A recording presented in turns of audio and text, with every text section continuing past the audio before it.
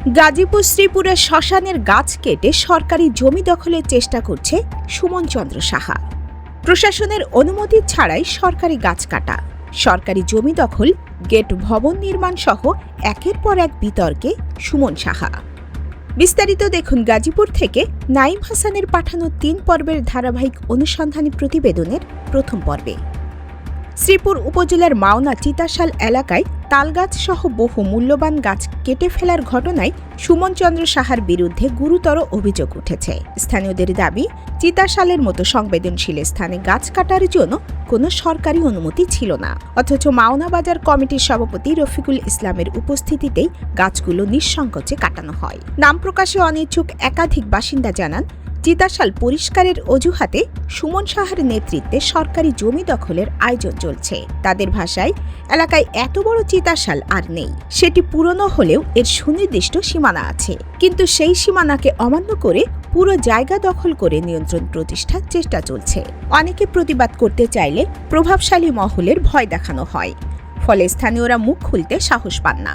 ওনারা বাধা দিচ্ছিল, পরে কালকে ফজলু চেয়ারম্যানকে নিয়ে আসে তারা এটা আবার বলছে যে না, এটা কাটতেই হবে। চেয়ারম্যানটা বলাইছে, ওনারাও মানে সবাই প্রতিবাদ করতে জানলো, আবার নেতা টাতা দেখাতে একটু ভয়ও পায়, বুঝেন নাই, নিজের প্রতিবাদ থাকলেও ভয়ও পায়। পরে ওনাদেরকে আইনে বলাইছে, পরে যে গাছ কেটে ফেলছে।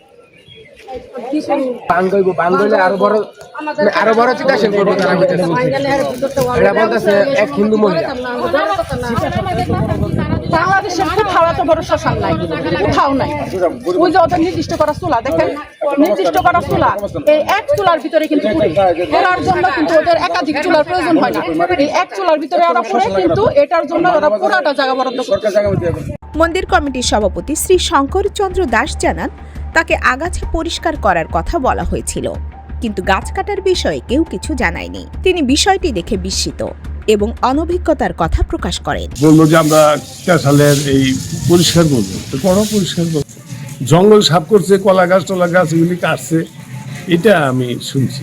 পরে আবার শুনি যে তারা নাকি গাছও কাটছে, কিন্তু এগুলো তো আমরা জানতাম না যে গাছ কাটবে। এই পর্যন্ত যা দেখলাম, 3 বার করে তারা রাতের অন্ধকারে মিটিং ডাকছে। তারা কে? তারা হলো ওই যে সুমনের সাথে আরো কয়েকজন আছে, তারা নিজেরা মিটিং ডাকে। আমরা মিটিংয়ে সেই মিটিংয়ে উপস্থিত হই, তারা কি ডিসিশন নিচ্ছে তারা বলতে পারবে। তার মানে এই চিতাশালে যা ঘুরছে, আপনি এই বিষয়ে কোনো কিছু অবগত না? না, এই বিষয়ে জানি না, আমি জানি না। অগ্রযাত্রার অনুসন্ধানে আরও চাঞ্চল্যকর তথ্য উঠে এসেছে।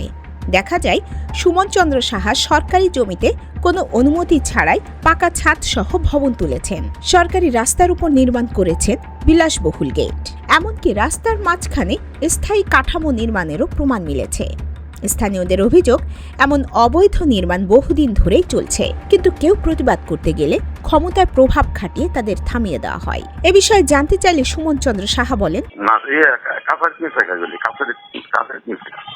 কাছারিত গেছিলেন পরে? ও, মানে আপনি এটা কি অনুমতি নিয়ে কাটছিলেন প্রশাসনের? হ্যাঁ হ্যাঁ, পরে এগুলো এসে কাছারিতে নিয়ে গেছে। ধারাবাহিক প্রতিবেদনের দ্বিতীয় পর্বে তুলে ধরা হবে সরকারি রাস্তা দখল করে গেট নির্মাণের নেপথ্যের গল্প, রাস্তার উপর হাউজ নির্মাণের সত্যতা এবং ছাদ করা পাকা ভবনের বৈধতা নিয়ে নতুন সব তথ্য।